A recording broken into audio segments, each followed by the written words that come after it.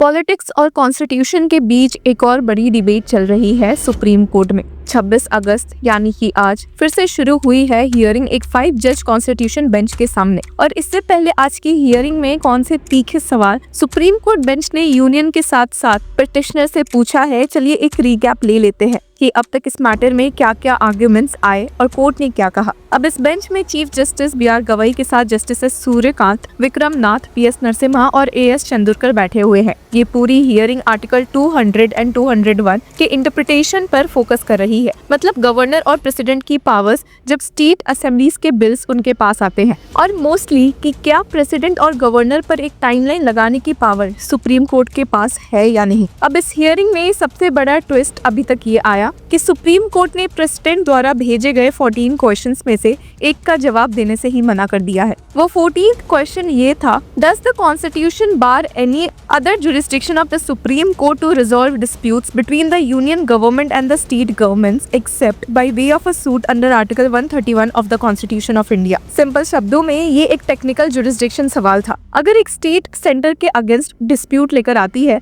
तो उसके पास remedy article 131 है, जो ओरिजिनल जुरिस्डिक्शन देता है सुप्रीम कोर्ट को फेडरल डिस्प्यूट्स के लिए। और लेकिन अगर स्टेट आर्टिकल 32 के अंदर आए तो क्या वो मेंटेनेबल है या नहीं। इस पॉइंट पर CJI B R. Gavai and justice Narasimha दोनों ने कहा कि इस स्पेसिफिक सवाल का आंसर देना जरूरी नहीं है। मतलब अभी के लिए सुप्रीम कोर्ट ने अपनी बाउंड्री ड्रॉ कर दी है और कहा है कि इस रेफरेंस के अंदर वो आर्टिकल 32 वर्सेस आर्टिकल 131 का क्लैरिफिकेशन नहीं देगी। और इसी के साथ यूनियन ऑफ इंडिया की तरफ से सॉलिसिटर जनरल तुषार मेहता ने काफी स्ट्रांगली आर्ग्यू किया कि आर्टिकल 200 क्लियरली गवर्नर को ऑप्शन देता है to withhold assent without necessarily sending it back to the legislature. उन्होंने कहा कि Article 200 vests the governor with 4 distinct choices to grant assent, to withhold assent, to reserve it for the president or to return it to the legislature. Withholding is a stand-alone option. उनके words में अगर कोई bill patently unconstitutional और against the nation है तो governor simply उसको रोक सकते हैं and the bill falls through. यहाँ एक और बड़ा पॉइंट उन्होंने रेज किया कि decision of the governor and president under Articles 200 and 201 are not justiciable. Prescribing timelines और curtailing discretion would amount to judicial amendment of the constitution। मतलब उनके अकॉर्डिंग अगर गवर्नर कोई बिल रोक देते हैं तो कोर्ट उस प्रोसेस को रिव्यू नहीं कर सकता, क्योंकि वो एक प्लेनरी कॉन्स्टिट्यूशनल चॉइस है। लेकिन बेंच बिल्कुल पैसिव नहीं थी। Justice PS. नरसिम्हा ने पॉइंटेडली पूछा, if the governor sits on a bill are our hands tied. मतलब अगर गवर्नर इनडेफिनेटली डिले करते हैं तो स्टेट गवर्नमेंट का काम तो रुक जाता है। CJI B R. गवई ने भी एक स्ट्रॉन्ग कंसर्न रेज किया, if constitutional functionaries do not discharge functions without any reason are the hands of this court tied. ये सवाल एकदम क्रिटिकल था, क्योंकि अगर कोर्ट के पास कोई रेमेडी नहीं है तो पूरा कॉन्स्टिट्यूशनल मैकेनिज्म कोलैप्स हो सकता है। अब एस.जी. तुषार मेहता ने इस पर आर्ग्यू किया कि ऐसे केसेस का पॉलिटिकल सोल्यूशन होता है। Chief ministers approach the prime minister and the matter is settled. Court के हाथ बांध देना ही कॉन्स्टिट्यूशन का डिजाइन है, उन्होंने इंसिस्ट किया। जस्टिस सूर्यकांत ने फिर एक और प्रैक्टिकल सवाल उठाया, if an aggrieved state approaches and according to you judicial review is completely barred, what is the remedy. इस पर भी एस.जी. तुषार मेहता का जवाब सेम था, ओकेजनल अब्यूज और डिले से जुडिशरी को पावर नहीं मिल जाता कि वो नया सेफ गार्ड बना दे। एस.जी. तुषार मेहता ने अपने आर्ग्यूमेंट्स को और सपोर्ट करते हुए कॉन्स्टिट्यूएंट असेंबली डिबेट्स कोट किए। महावीर त्यागी का रेफरेंस दिया, जहां उन्होंने कहा था कि democratic trends are like a wild beast और उनको चेक करने के लिए एक गार्जियन चाहिए। गवर्नर वही गार्जियन है जो एक तरफ सेंट्रल पॉलिसी और दूसरी तरफ कॉन्स्टिट्यूशन के प्रोटेक्टर बन के खड़े होते हैं। अब एस.जी. तुषार मेहता ने एम्फसाइज किया कि he is not just a showpiece. मतलब गवर्नर सिर्फ एक सेरेमोनियल रबर स्टैंप नहीं है, बल्कि कॉन्स्टिट्यूशनली इम्पोर्टेंट डिस्क्रेशन उनके पास है।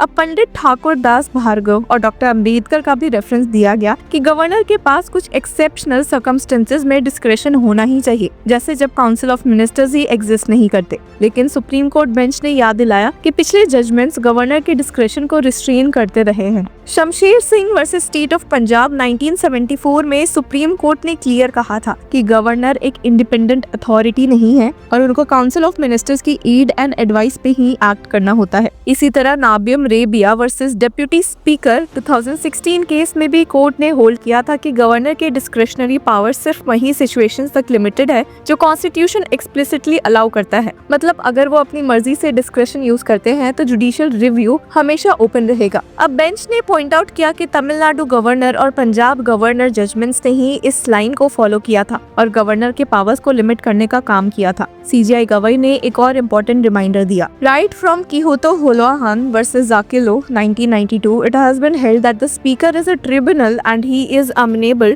to the jurisdiction of this court. He does not enjoy immunity. मतलब अगर स्पीकर तक रिव्यूएबल है तो गवर्नर्स और प्रेसिडेंट्स को भी कम्प्लीटली इम्यून नहीं माना जा सकता। एक और क्रूशियल पॉइंट ये आया कि आर्टिकल 201 में एक्सप्लिसिटली लिखा है कि अगर प्रेसिडेंट कोई बिल वापस भेजते हैं तो 6 महीने के अंदर लेजिस्लेचर को उस पर एक्शन लेना होगा, लेकिन आर्टिकल 200 में ऐसा कोई टाइम फ्रेम नहीं दिया गया है। एसजी तुषार मेहता ने बोला, the Constitution when it intended time limits had provided that where it had not, courts should not read them in. मतलब अगर फ्रेमर्स ने आर्टिकल 200 में डेडलाइन नहीं डाली तो कोर्ट्स को अपने हिसाब से वो ऐड करने का राइट नहीं है। बेंच ने इस पर भी चैलेंज किया कि क्या इसका मतलब है कि गवर्नर इनडेफिनेटली बैठकर बिल को दबा कर रखे और कोई रेमेडी ही ना हो। एसजी मेहता ने आर्टिकल 142 के मिसयूज पर भी कॉशन दिया। उन्होंने कहा कि article 142 cannot be used to amend the constitution और to impose permanent timelines. Court ने क्लैरिफाई किया कि आर्टिकल 142 एक्सेप्शनल केसेस में कंप्लीट जस्टिस के लिए यूज होता है, लेकिन वो कॉन्स्टिट्यूशनल रीराइटिंग का टूल नहीं बन सकता। अब इस केस में स्टेट्स की तरफ से